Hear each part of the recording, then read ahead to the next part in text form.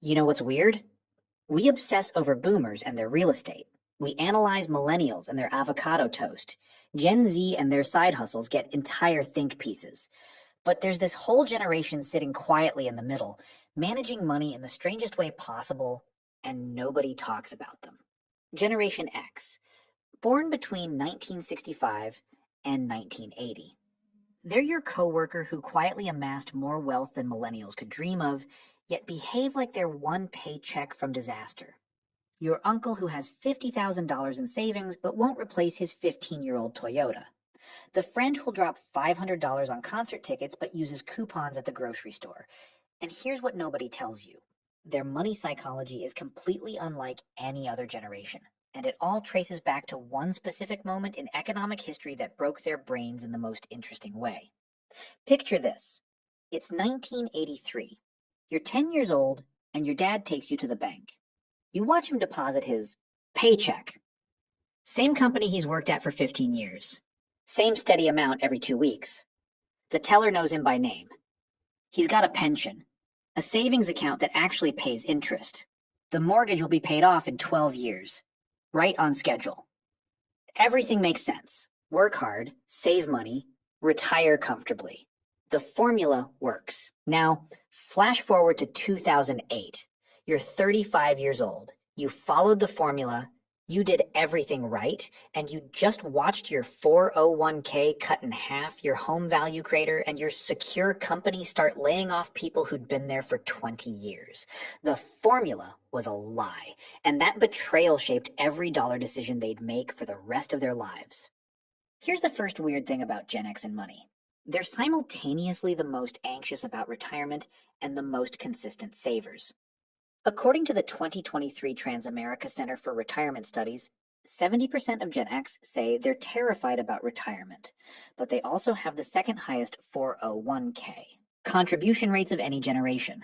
They don't believe it'll work, but they do it anyway. Psychologists call this defensive pessimism. Basically, you assume everything will go wrong, so you prepare obsessively, and then you're covered when it does.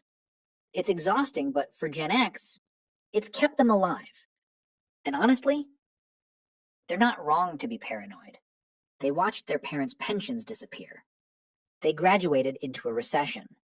They bought houses right before the crash. They're not pessimists. They're realists who've been burned too many times. Let's talk about something Gen X invented before millennials gave it a cute name: the side hustle. Federal Reserve data shows Gen X has higher rates of self-employment and secondary income streams than both boomers and millennials. But here's the twist. Most of them still keep their day jobs. They're not trying to quit the 9 to 5 and live their dreams. They're building escape tunnels while keeping the main exit open. Your Gen X neighbor isn't flipping houses because they love real estate. They're doing it because they watched their colleague get walked out with a cardboard box after 20 years of loyalty. It's 1995. You're watching your mom's company downsize. People who'd worked there since before you were born are suddenly unemployed at 50. No warning, no safety net, just gone. That image burned into every Gen X brain. Never ever depend on one source of income. Not because you're entrepreneurial, because you're terrified. And that's why they have the Etsy shop and the consulting gig and the rental property. It's not ambition, it's insurance. Here's something that confuses marketers. Gen X will job hop without hesitation, but they're weirdly loyal to brands. An Adobe study found Gen Xers are 34% more likely than millennials to stick with brands from their youth, even when cheaper options exist. They'll quit a Fortune 500 company via email, but they'll drive across town for the coffee shop where the owner knows their order. They have zero loyalty to institutions and intense loyalty to people and products they trust. The psychology here is actually pretty straightforward. Institutions betrayed them. People haven't. Or at least when people betray you, you can hold them accountable. When a corporation does it, you get a severance check and a form letter. So yeah, they're still buying Levi's and listening to the same bands and using the same brands they loved in high school. Not because they're stuck in the past, because those things didn't lie to them. Now here's where Gen X gets really interesting. They have high savings rates and emergency funds, but they also pioneered spending on experiences. Eventbrite found Gen Xers spend about $3,000 a year on concerts, travel, and live events. more than any other generation in actual dollars. They're financially paranoid and experientially extravagant at the same time. And it's the exact same psychology driving both behaviors. They save obsessively because systems can't be trusted. They spend on experiences because stuff can't be trusted either. Your house can go underwater. Your car loses value. Your possessions mean nothing when the economy tanks. But that Pearl Jam concert in 1994? Nobody can repossess that memory. It's actually brilliant when you think about it. They figured out that in an unstable economy, experiences give you better return on investment than things. The bank can't foreclose on the trip you took. You can't lose your memories in a market crash. Let's talk about Gen X and financial advisors because this relationship is complicated. Data from Cerulli Associates shows they're the least likely generation to use traditional financial advisors. They'd rather research and manage everything themselves. But they're also the most anxious about whether they're doing it right. They don't want help, but they're terrified of messing up. Here's the thing. Gen X came of age when you could actually learn things from books and figure stuff out on your own.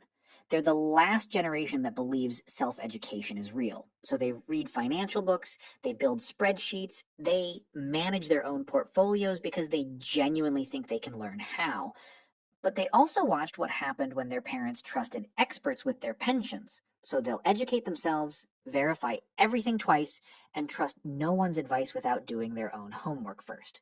It's not arrogance, it's self-defense. Here's a stat that surprises people. Gen X carries the highest total debt of any generation, according to Experian. But they're also the most strategic about it. They'll take a $400,000 mortgage but refuse to carry a $2,000 credit card balance. The difference? Control. A mortgage is predictable. Fixed payment, clear timeline. You know exactly what you're dealing with. Credit card debt is chaos. It's quicksand that never ends, and they watched it swallow their parents whole in the 80s and 90s. University of Michigan research found Gen X witnessed unprecedented consumer debt in their childhood, then saw the consequences in 2008.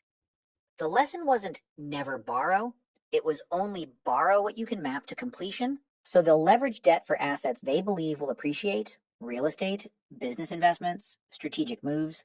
But buying a couch on credit, charging a vacation, that's the debt that kills you slowly, and they know it. One last thing that seems old-fashioned but is actually genius. Gen X keeps paper records. ARP found 61% of them maintain physical files of important documents, compared to just 34% of millennials. They're not technologically illiterate, they built the internet. But they also remember when companies lost records and databases crashed and digital promises evaporated. They trust technology to work most of the time. They trust paper to work all of the time. It's called redundancy by design. Digital banking app? Yes. Paper statements? Also. Yes. Cloud storage? Sure. Fireproof safe? Obviously. It seems excessive until you've lived through multiple system failures. So here's what Gen X money psychology really tells us. They're not confused or contradictory. They're adapted, specifically adapted to an economy that promised them one thing and delivered another. They're financial survivalists with retirement accounts. They trust nothing, prepare for everything, and show up anyway because what else are you going to do? Remember that kid in the bank in 1983, learning that hard work equals security? They learned the lesson. They just also learned the system can change the rules whenever it wants. So now they play the game, but they never forget it's rigged. If you found this interesting, drop a comment about money habits you've noticed, in yourself or the people around you. Thanks for watching. We hope you enjoyed the video. We appreciate your time and hope to see you again soon.